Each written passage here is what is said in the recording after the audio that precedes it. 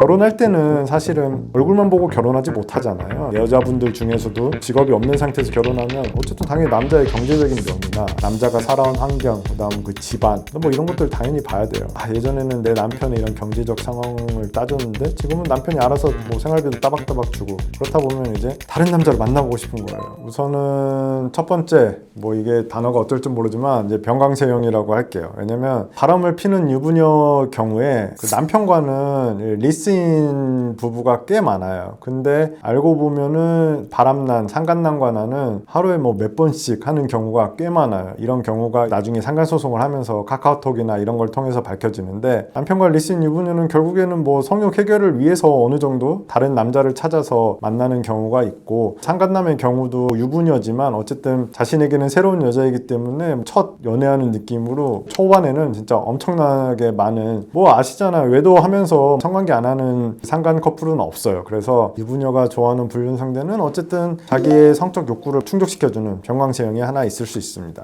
그리고 이제 모든 부부가 어느 정도 다 그렇겠죠. 처음에 이제 연애할 때나 결혼할 때랑 5년, 10년, 15년, 20년 산 이후에 부부관계가 똑같을 수는 없잖아요. 같이 뭐 부대껴 살고 한 집안에서 살고 그다음에 자식도 낳고 그다음에 뭐 자식 교육 뒷바라지 하고 하면은 예전과 같이 연애할 때처럼 이렇게 서로에게 다정다감하거나 할 수 없고, 몸이 힘들면 조금만 건드려도 이제 틱틱거리고 그러다 보면 갈등이 있고 싸우게 되니까. 그런데 어때요? 이제 새로운 사람을 만나면 어때요? 잘해주죠. 새로운 사람은 잘해줘요. 당연히 내 남편과 비교될 수밖에 없고, 내가 이렇게 말하면 남편은 이렇게 대응하지만 상간남은 정반대로 대응한단 말이에요. 뭐 예를 들어서 배고프다고 하면 남편은 뭐 알아서 차려 먹으라고 하든 나도 배고프다고 이러는데, 뭐 선물을 해주든 뭐 먹을 걸 사주든 뭐 도시락을 싸와서든 이런 경우가 있기 때문에, 아까 이제 첫 번째 병광세형 성욕 충족과는 다르게 내가 이제 잊고 있었던, 예전에는 뭐 충족 받았을지 모르지만 한동안 잊었던 이런 정서적인 만족, 연애하는 느낌을 받기 위해서 다정다감한 상간남 같은 경우에 제가 보면은 정말 여성스러운 상간남들도 꽤 많아요. 남편과는 어느 정도 거의 정서적으로는 단절된 이혼 상태인 경우에는 대화를 해주고, 사실 남편 욕하면서 많이 친해지고 그런 경우가 수두룩해요. 남편 욕하는 거 들어주고 동감해주고, 그걸로 인해서 점점 이제 결국에는 이제 육체적 관계까지 가는 그런 불륜 경우가 굉장히 많습니다. 그래서 두 번째는 다정다감형. 그다음에 세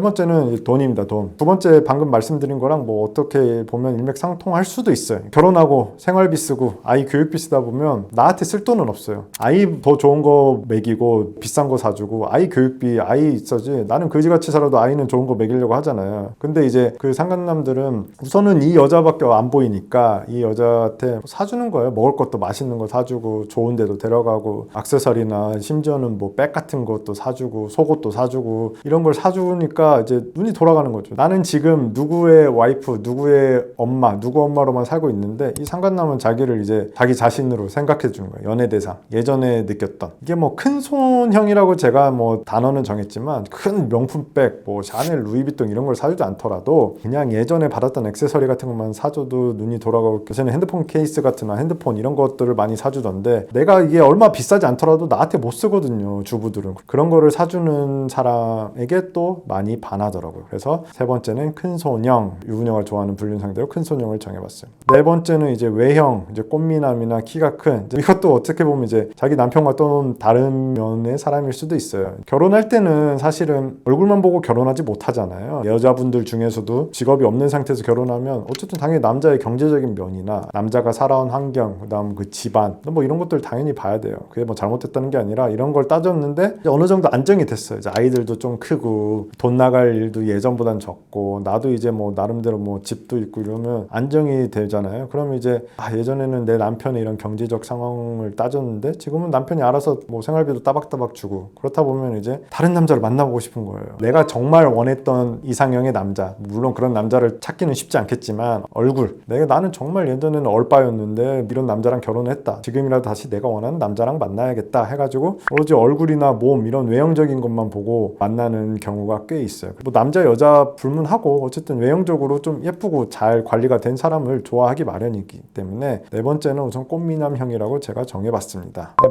마지막은 이제 불륜이잖아요. 이제 불륜이기 때문에 자기 남편이나 자기 주변 사람들한테 아무리 내가 바람을 피더라도 이거를 당당하게 자기 남편이나 자기 지인, 자기 가족, 뭐 부모님 통틀어서 알리고 싶어하는 사람은 없어요. 알릴 수 있는 사람도 없고. 그렇기 때문에 이게 혹시라도 발각이 되거나 아니면 만약에 이 상간남이랑 관계를 단절해도 이게 입 밖으로 나갈 일이 없는 사람을 좀 좋아하는 경향이 있습니다. 그런 사람이 누구냐? 결국에는 이제 그 남자의 특성이 있어요. 예를 들면 남자 자체가 워낙 이제 뭐 입이 무겁고 말이 없는 사람일 수도 있지만 직업적으로 공무원이나 이런 뭔가 어쨌든 자기의 불륜이 알려지면 더 큰일이 나는 경우, 실제로 상간소송을 하다 보면은 여자가 우리 관계 끝내자 이건 아닌 것 같다 하는데 남자가 집착하고 협박하는 경우가 있어요. 많아요. 남자가 그래 너 헤어지면 내가 너희 남편한테도 알리고 너희 가족한테도 알리고 너희 직장 동료들한테도 알리겠다라는 이런 협박성이 있기 때문에 이런 것도 생각하기 싫고, 그다음에 나는 내가 언제든 만났다가 언제든 끊을 수 있는 남자, 그런 남자들을 만나는 케이스도 꽤 많아요. 그래서 마지막으로는 안전형, 다시 정리하자면 첫 번째는 이제 성적 욕구를 만족시킬 수 있는 뭐 병광세형, 그 다음에 뭐 다정다감형, 큰손형, 꽃미남형, 안전형, 뭐 이런 식으로. 물론 이런 거를 한꺼번에 만족시키는 남자는 없을 수 있어요. 그런 남자가 왜 굳이 자기보다 나이가 많거나 혹은 위험을 무릅쓰고 유부녀를 만나겠어요. 그럼에도 불구하고 이제 유부녀들 입장에서는 이 정도의 남자들을 많이 만나더라. 탑5를 제가 한번 말씀드려 봤습니다.